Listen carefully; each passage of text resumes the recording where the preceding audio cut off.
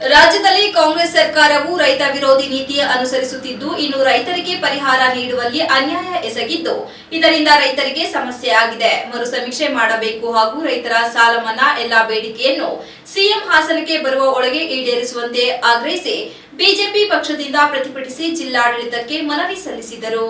ನಗರದ ಆರ್ಸಿ ರಸ್ತೆ ಬಳಿ ಇರುವ ಜಿಲ್ಲಾ ಬಿಜೆಪಿ ಕಚೇರಿ ಬಳಿಯಿಂದ ಹೊರಟ ಪ್ರತಿಭಟನಾ ಮೆರವಣಿಗೆಯು ಜಿಲ್ಲಾ ಪಂಚಾಯತ್ ಎದುರು ಬಿಎಂ ರಸ್ತೆ ಮಧ್ಯೆ ಮಾನವ ಸರಪಳಿ ನಿರ್ಮಿಸಿ ಕೆಲ ಸಮಯ ಬಹಿರಂಗ ಭಾಷಣದಲ್ಲಿ ಬಿಜೆಪಿ ಶಾಸಕ ಎಚ್.ಕೆ. ಸುರೇಶ್ ಮತ್ತು ಶಾಸಕ ಸಿಮೆಂಟ್ ಮಂಜು ಮಾತನಾಡಿ, ಕರ್ನಾಟಕ ರಾಜ್ಯದಲ್ಲಿ ಶೇಕಡಾ 58ರಷ್ಟು ಜನಸಂಖ್ಯೆ ರೈತಾಪಿ ವರ್ಗವಾಗಿದ್ದು, ಅದರಲ್ಲೂ ಶೇಕಡಾ 85 ರೈತರು ಸಣ್ಣ ಹಿಡುವಳಿದಾರರು. ರಾಜ್ಯದ ಆರ್ಥಿಕತೆಯ ಹಿತಕ್ಕಾಗಿ ನೇರ ಮತ್ತು ಪರೋಕ್ಷವಾಗಿ ಈ ಸಮುದಾಯ ನೀಡುತ್ತಿರುವ ಕೊಡುಗೆ ಅಪಾರ. ಆದರೆ ಕಳೆದ 2.5 ವರ್ಷಗಳಿಂದ ಕಾಂಗ್ರೆಸ್ ಆಡಳಿತದಲ್ಲಿ ರೈತರ ಪರ ಇದ್ದ ಅನೇಕ ಯೋಜನೆಗಳನ್ನು ಸ್ಥಗಿತಗೊಳಿಸಿರುವುದು ರಾಜಕೀಯ ಹಗೆತನವೇ ರೈತರ ಮೇಲೆ ಸಾಧ್ಯವಾಗುತ್ತಿರುವುದು ಎಂದರು. ಸರ್ಕಾರದ ಅಂಕಿಅಂಶಗಳ ಪ್ರಕಾರ 14.58 ಲಕ್ಷ ಹೆಕ್ಟೇರ್ ಪ್ರದೇಶದಲ್ಲಿ ಬೆಳೆ ಹಾನಿಯಾಗಿದ್ದು 10,748 ಕೋಟಿ ರು ನಷ್ಟ ಅಂದಾಜಿಸಲಾಗಿದೆ. 9 ಜಿಲ್ಲೆಗಳಲ್ಲಿ ಹಾನಿ ಪ್ರಮಾಣ ಗಂಭೀರವಾಗಿದೆ.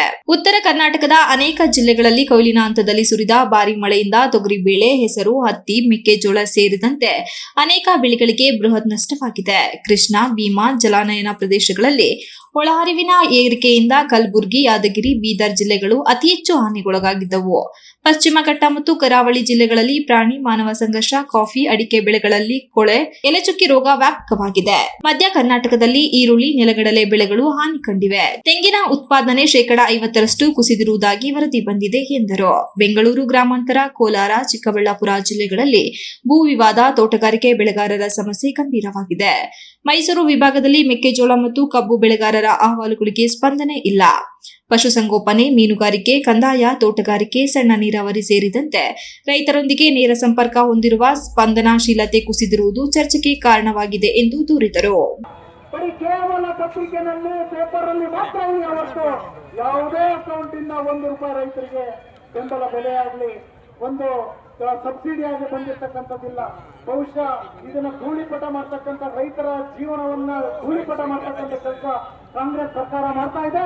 ಇದನ್ನ ಭಾರತೀಯ ಜನತಾ ಪಕ್ಷ ರಾಜ್ಯಾದ್ಯಂತ ಕಲಿಸುತ್ತೆ. ಅದರಲ್ಲೂ ವಿಶೇಷವಾಗಿ ಹಾಸನ ಜಿಲ್ಲೆಯಲ್ಲಿ ಖಂಡಿಸ್ತಕ್ಕಂಥ ಕೆಲಸವನ್ನ ಇವತ್ತು ಭಾರತೀಯ ಜನತಾ ಪಕ್ಷ ಮಾಡ್ತಾ ಇದೆ.